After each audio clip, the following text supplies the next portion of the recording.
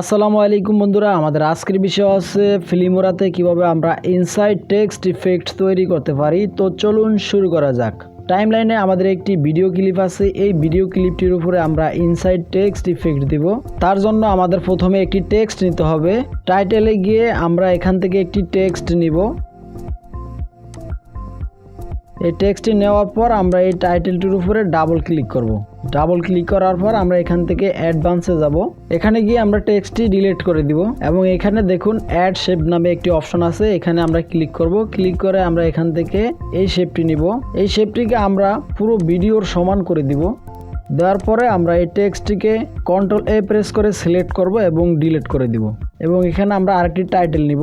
এই টাইটেলটিকে আমরা কিবোর্ড থেকে Ctrl আর Command+A প্রেস করে আমরা টেক্সটটি সিলেক্ট করব। সিলেক্ট করে এখান থেকে আমরা ফন্ট চেঞ্জ করে দিব, রোবোটো বোল্ড।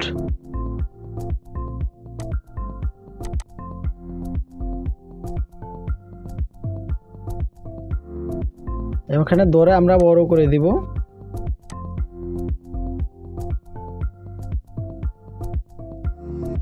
টেক্সটের উপর আমরা ডাবল ক্লিক করব মাউসের, তারপর কিবোর্ড থেকে Ctrl আর Command+A প্রেস করে টেক্সটটি সিলেক্ট করব এবং এখানে আমরা লিখব ইনসাইড।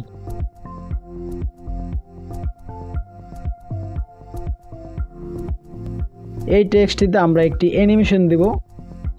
এখান থেকে আমরা অ্যানিমেশনে যাব। অ্যানিমেশনে গিয়ে আমরা টাইপরাইটার ইফেক্টের উপরে ডাবল ক্লিক করব।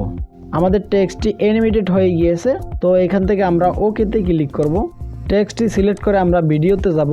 ভিডিওতে গিয়ে এটার ব্লেন্ডিং মোড আমরা করে দিব ডার্কেন। তো দেখুন, এবার প্লে করে দেখি। তো এভাবে খুব সহজে আপনারা করতে পারবেন। ভিডিওটি ভালো লাগলে অবশ্যই লাইক করবেন, শেয়ার করবেন এবং আমার চ্যানেলটি সাবস্ক্রাইব করবেন। ভিডিওটি দেখার জন্য ধন্যবাদ।